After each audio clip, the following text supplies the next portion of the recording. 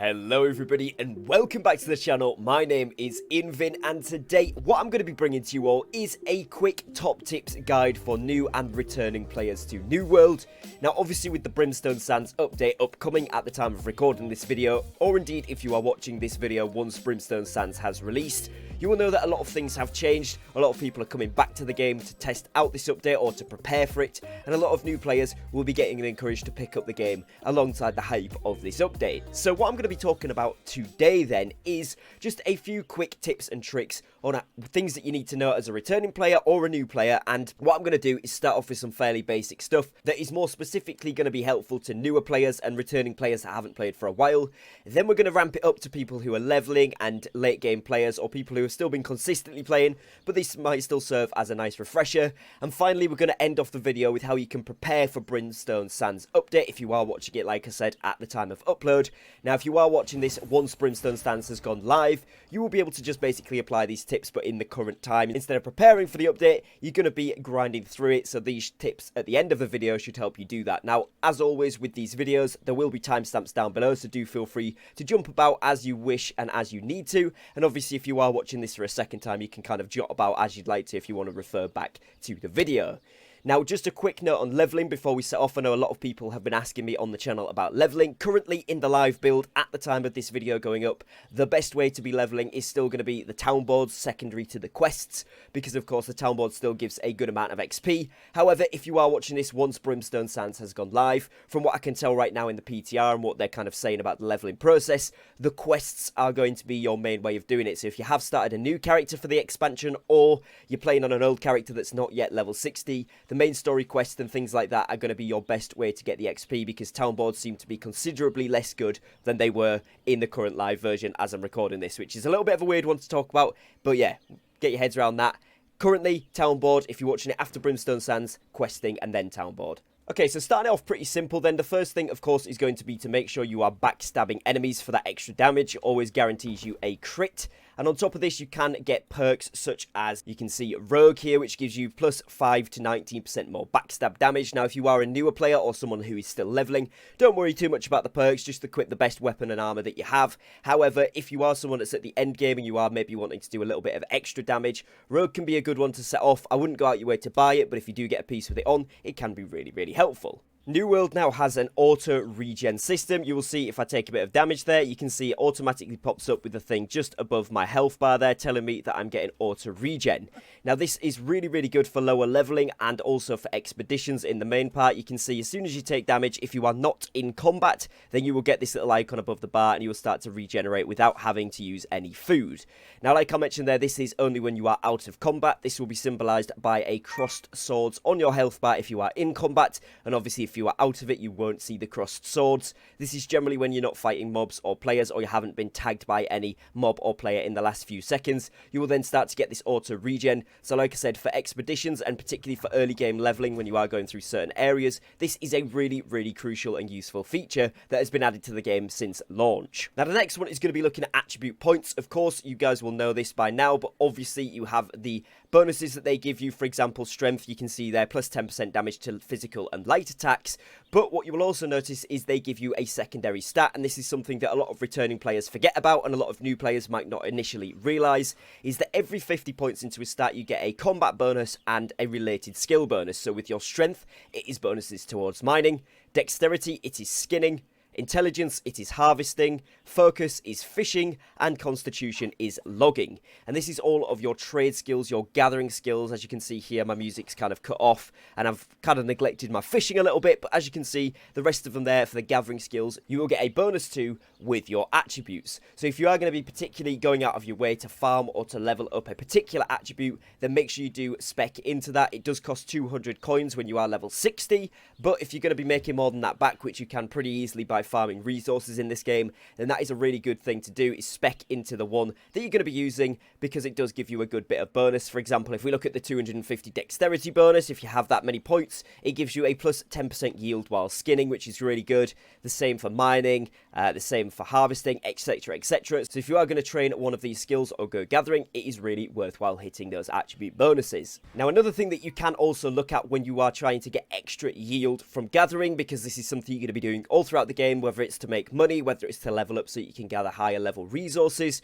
When you are gathering, you can use these proficiency boosters here, and as you guys will see with these, then this is the powerful, so it's the most expensive, the best one that you can get, and it increases the amount of resources gathered with a tool by 15% for 30 minutes. Now, if you are in an area that you know is a really good route and it's uncontested, these can be really worthwhile, but do bear in mind if people are contesting the resources that you are going for as well, they do cost a fair bit, especially the powerful ones. They're selling for 200 to 300 gold each, so if you can make them, even better. But also the lower level ones do also give you a boost to this, and they can be really good for making some extra cash if you've got a really good area that is uncontested. Now, to mention quickly as well, you can also get encumbrance potions, which will increase your encumbrance limit by an exceptional amount for a short time. Obviously this is the tier 5 infused ones, but you can also get tier 3 and tier 4 versions, which will be slightly cheaper. However, 12 gold per one is not exactly expensive, and these can be really useful if you are out gathering and you accidentally go over your capacity, particularly early game when you haven't got as much bag space.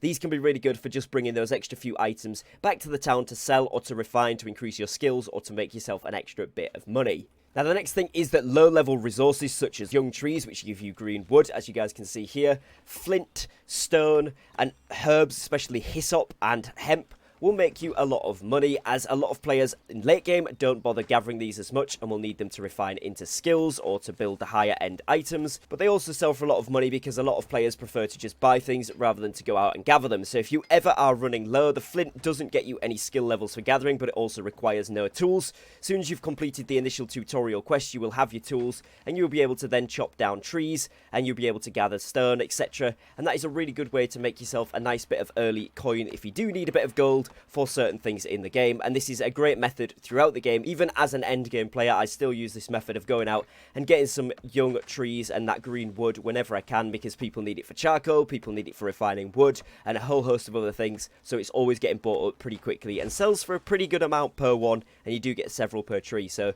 those are some great examples of some great money making. Green wood, raw stone, flint, hyssop are kind of my go-to ones that are very low level and very accessible for all players. Now, on a similar note to this, it is worth knowing that you can get gathering sets, such as the Skinner set here, and this will give you an increased gathering luck per piece that you have on. So this one gives me plus 4.9% chance at finding rare items.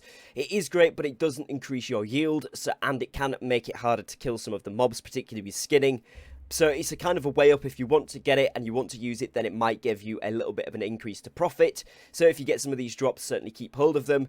But also there is refining and crafting sets. Both of these, if you do manage to get any of the pieces dropped as you're going along, certainly keep them even if you don't want to use them, because they do sell for a lot of gold. Now, if you haven't played New World for a while, or you are a brand new player, you might not know that there is a group finder actually in the game. Now, as you can see, the current mutation rotation is Dynasty Shipyard, and if you hover over it from anywhere on the map, you can see I am in Reekwater, but you can go ahead and you can click Find Group, and you can go into whichever mode you want, regular or any of the mutations. As you can see, I need to work on my Dynasty Shipyard mutations.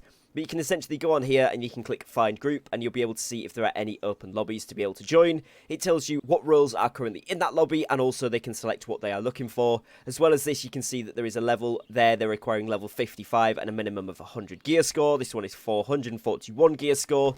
Then if you go ahead and look at some of the M10s, for example, this will be maximum level 60 and 625 required. The little microphone symbol there just says it's voice chat preferred, so that if you do join that group, you might know that they're going to be talking in game. So if you want to join a group that's going to be chatting away through the strategies, then that is a great one to do. You can see some of them require full ward. Now, this is obviously for M10 or mutation 10, so the highest possible level. But if you are going through the game and still leveling, or you're just wanting to do regular expeditions, you can certainly find these a lot easier now.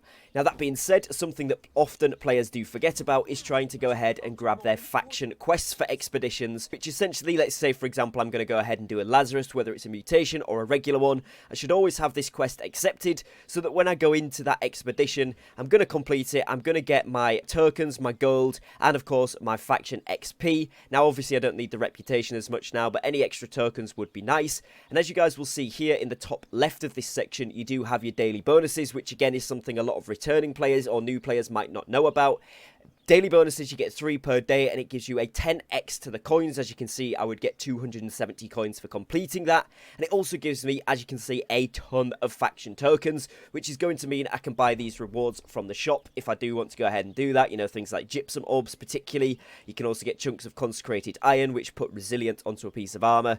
And of course, we can expect to see some more things being added to these faction shops with the future update, although we don't know what that would be yet. But of course, the gold is always a really, really good thing, so you want to aim to at least do 3 faction missions per day when you are playing, particularly easily done when you're doing the expeditions. Like I said there, just always accept them and go and hand them in afterwards and accept the new one. You generally always have 1, but you can get up to 2 or 3 if you re-roll these a few times, and that is a really good and easy way to get yourself a nice boost in gold, and it can be done at any level. So this is of course Reekwater for the Lazarus Instrumentality, but this can be done in Windswood so that you can go ahead and get yourself into the Amrine Excavation. Again, you can use the group finder for this, but do go ahead and grab the quests first if you are coming up to that first expedition, as it is going to get you that extra faction points, faction tokens, reputation, and gold. Now, when you press tab, it will open up your player inventory in the game, and it will tell you actually what your expertise is for each slot. Now, the current maximum expertise is 625, so as you guys can see, I am an endgame player. I've been playing the game for a lot of hours, more than I would care to share with everybody right now, and of course I have everything maxed out. I've been playing since before launch, and so of course by now everything is fully maxed. Now, with that being said, I've got several sets that are maxed out so I can play different roles, but if this is going to be your first character that you are leveling, if you're a new player or you're a returning player that's either getting up towards level 60 or have just hit it and you want to prepare yourselves for Brimstone Sands, getting your expertise up as high as possible is going to be an absolutely paramount thing to do, because of course the new zone is going to be an endgame zone. It's going to be a 600 plus gear score area, preferably if you want to do well. We know the new expedition, the Iliad, is again going to be similar to Barnacles and Black Powder, where it's really going to be 580 gear score plus, maybe even higher. We're not 100% sure yet, but it is going to be a difficult area, so you want to get your gear score up and your expertise up in order to be able to compete in that area well if you are wanting to jump into that content. Now, it's easier said than done, but one of the best ways you can do this is, of course, going back into the map and having a look at the group finder. Like I said, if you hover over any of the expeditions on the map, you can click Find Group, and you can see here that you get 25 regular expeditions, and if you hover over the little question mark, it tells you that that is per day. And then for the mutated runs, you can see you also have 25, but that is per week. Now, that gives you more than ample opportunity to get all of this stuff done. If you haven't got to 600 gear score, which is the one that you need without doing mutations, then absolutely just run your regular expeditions, whichever one you want to run, and get your expertise ranked up towards 600. Of course, mixing in things like elite runs to loot the elite chest, which can also bump your score, is really, really good. But my personal recommendation for the fastest way to do it would just be to go through the expeditions, whichever one you like to do.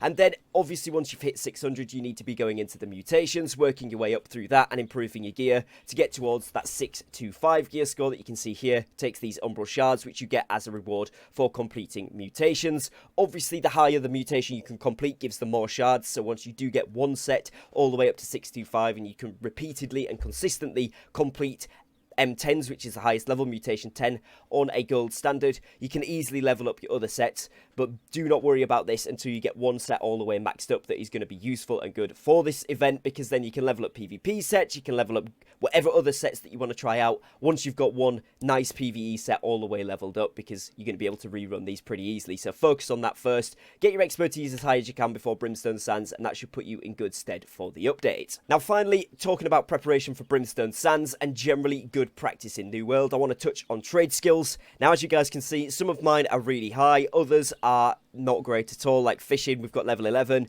and then we come to smelting, which has got, you know, I've got to level 200 and then 6 aptitude levels above that. I know a lot of players have much higher levels than this, some have much lower, but essentially it doesn't really matter where you are in your journey in New World in regards to trade skills. Everyone is at different points with different things, because some people prefer doing different trades, different crafts, different harvesting, whatever. But what I would certainly recommend in preparation specifically for Brimstone Sands is leveling up the ones that we have found to be the most relevant through the PTR so far. Now, those are going to be your weaponsmithing, which I did to 200 right near the start of the game. I'll be honest, it was very difficult. It's a little bit easier now, but it still takes a lot of resources. And armoring as well to 200. As you can see, I'm currently working on getting that one up 150, so I've got a 50 more levels to go until I get to level 200. Those two are going to be crucial to get to 200 for Brimstone Sands. This is also going to be complemented by stone cutting, leatherworking, and smelting. If you can get all of these to 200 or as close as you possibly can before this update drops, those are going to be the most pivotal skills. Essentially, the new rune glass and heart gems and things like that that are coming into the game are going to be crafted, and a lot of the stuff, the new materials, are going to use those skills that I just mentioned. So if you can level them up as much as possible, it is going to put you in good stead to be able to get hands-on with the new content. And obviously that is something that a lot of players, when they're getting towards the end game and of course preparing for that update, is going to be really important. If you are coming in as a new player once this update is already live, like I said at the start, then you can start just working towards maxing these out, and you'll be able to see on your crafting stations which ones you need to get up for the specific items that you do want to craft. Now, as a little bonus, something that it is worth mentioning to you guys, if you have a lot of materials, if you are a returning player and you have a lot of crafting reagents, it is worth leveling up your stone cutting. What I like to do is get my hands on regular stone, as it's very, very uncontested, make it into stone bricks, and then make it into stone blocks. Those sell for a decent amount on any trading posts on most servers, and then you can actually get yourself a bit of stone cutting XP and also get some gold out of it. Same with leatherworking. If you do want to refine that, you can make some money, but do check your server prices, as these do fluctuate a lot more often. And again, with smelting, a great one is getting green wood, putting it into charcoal, selling charcoal, as people always buy that one. And then of course you've got a lot of charcoal to be able to make things like iron, steel, star metal, orichalcum, etc., which are going to be the things that get you a lot of smelting XP as well. Weaponsmithing and armor crafting, unfortunately there isn't a fast track way. It is just literally crafting the items that give you the most XP. So generally things like chest plates or war hammers or great axes are great for this, but you are just going to have to spam craft quite a lot of these. And there is some fantastic guides on YouTube telling you how many resources you need per one, so I'd certainly recommend looking at one of those if you are trying to power through these levels before Brimstone Sands. But that is going to be it for today's video, guys. Hopefully you have found it useful, whether you are a returning or a new player. There is a lot of things that you can do in New World, and obviously just do whatever you're having the most fun with, but hopefully this does give you some inspiration and some ideas, whether you're coming back to the game after a break or you're starting fresh, things that you can be focused on, some little tips and tricks that you need to be aware of. And obviously if there's anything that I missed that you think is really crucial for people to know at the moment in New World, then do drop it in the comments down below as well. Let's see how many expert tips, new player tips, all that good stuff we can get in the comments. That would be awesome. But other than that, hopefully you have enjoyed. If you have, please do be sure to drop me a subscribe and a like down below, and I will catch you guys again very, very shortly on a brand new video. So take care and peace.